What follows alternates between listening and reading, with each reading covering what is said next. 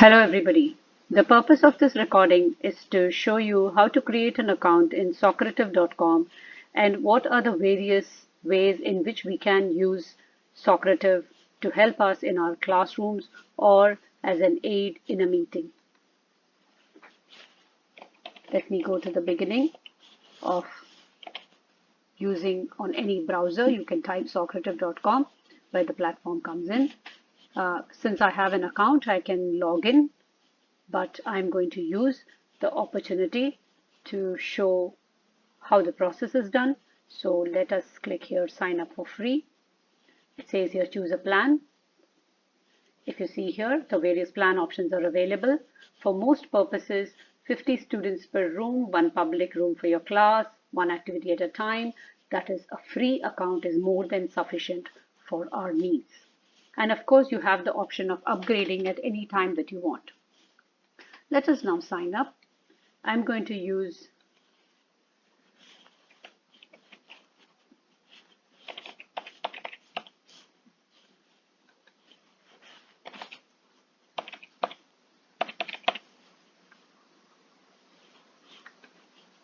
confirming the email. First, I have to type in the email, and then confirm it.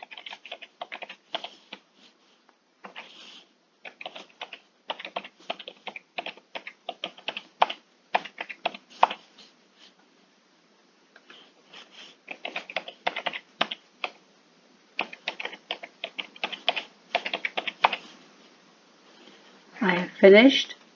Now I'm going to give it a password. Sorry, that's not the password which I was looking for. Now confirming. Move next. Enter a valid email ID. Okay, so I know what I did wrong. I hope we are good now. I'm not going to say because usually I do not use this browser. I'm going to look at the demographics and I am in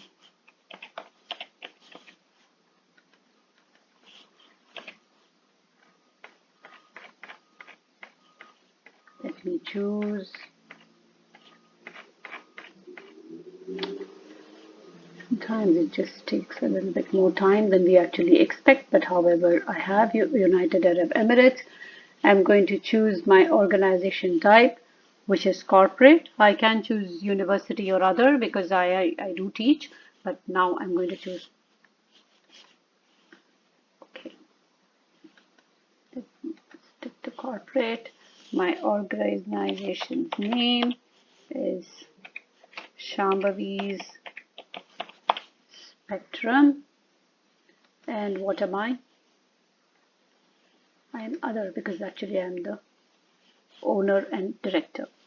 I agree to the policies and next. Now the account type, again once more, it's giving me an option whether I want to choose Socrative Free or Socrative Pro. Let me tell you that even if you choose the free option, there is always an opportunity for converting it to a Pro, as well as you keep getting offers and discounts very often, and you can choose if your usage is higher, you can definitely move on to a Socrative Pro. But for today's purposes, I'm going to choose Socrative Free. Now we have finished. I have received a message which says welcome to Socrative. I can look for help, but since I am little familiar with it, I'm not going to look for help. I'm going to straight away deep dive into it. Now we can start with the room, which is Rajagopal 3515. I would like to change the room name to something which I can remember. So let me say SR 2020. I am renaming this room. We started with that. Now, before we go to the option of launch, you need to create a quiz. So let us say I want to create a quiz and I have here a quiz which is based on, I can add quiz. There are, of course, various options which one can look at importing quiz. Let us look at add quiz. I can create new or import. Now, import option, actually, there is also, if you dig deep in somewhere, there's a template which is created. You can create the quiz in that and import it into this. However, for our purposes of demonstration, we will create a new quiz.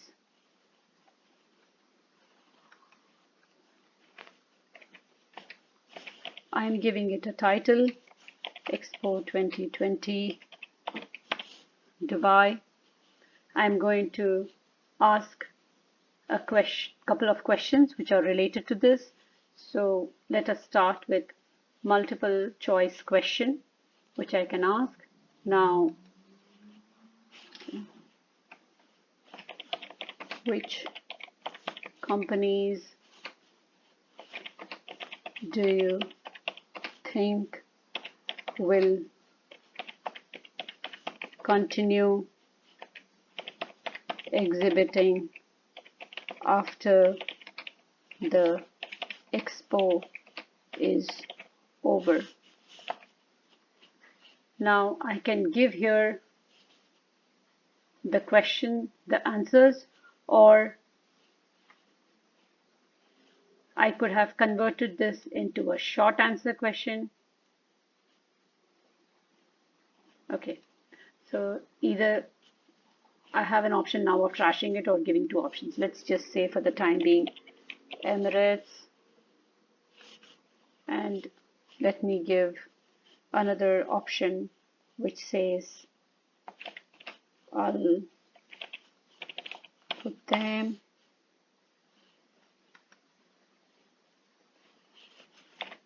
I have option of saying neither. Now I can add an explanation if I like here. I can also pull in an image here from either the system, something which I have saved and kept. Next, I can add a true or false question, which is, let us say, will there be more security challenges in Expo 2020 due to social distancing? Now, this is true or false. I can say true, as the impact of corona is not obviously faded. Okay.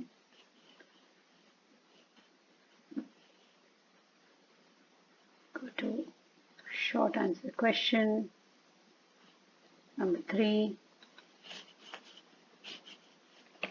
As an intern,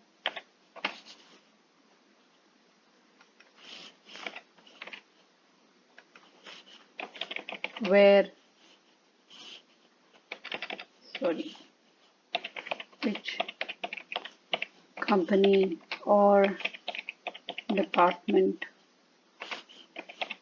would be most exciting to work in Expo 2020? As you can see, I have made a spelling mistake, hence I'm correcting it. Now we are done with the quiz for the time being, because I just wanted to show how these are done. I can save and exit. Now I go to launch and I can launch the quiz. Now if I had n number of quizzes out here, I could launch the one which I wanted. So I'd say launch, go to next. I want instant feedback. That means I require names from students. I can decide. If I want, I can shuffle questions. If I had more multiple choice questions, I can shuffle answers as well, but I'm not going to do that now. I want to see a question feedback, and I do a start now. The minute I do this, I can watch the progress as the students fill in their names here, and then I can later on look at their answers through this using either the questions option or the person option. And while they are doing it, I can actually watch the results. I can say finish, which means the current activity is complete and nobody can actually give their inputs after that. I can go to reports. I can see what the report is. I can share the screen with the students in the class. And we can go back to launching a new quiz. Simple thing like how was the class today, or complicated things of what is a business development process or what is a project management, and there are various things which you can do with it. Then you can see the report. You can also take the report onto an Excel format. You can take whole class. You can do a download. You can share if you like. Individual, question specific. It gives you that much more depth. Now, if you noticed in the questions, when you're trying to create the quiz, there are now various options available in the question, which actually gives you even formulas, and you can insert effects. So for those who need it, it is very helpful. For a class on a regular basis on understanding the depth of a topic which was well understood, or the level of understanding, sometimes for marking attendance, I used Socrative in great detail. In a corporate, I think I would use it timely to ask a feedback on any particular point, or if something people were unsure of. And I think that would really help me to understand, or anyone in fact, to understand how to go about it. There's a lot which one can do with Socrative. They are also developing their platform on a regular basis to make it better. And if you go deeper into it, apply it to your subject, I'm sure it's going to be a great help. Thank you so much. This is Shambhavi signing off.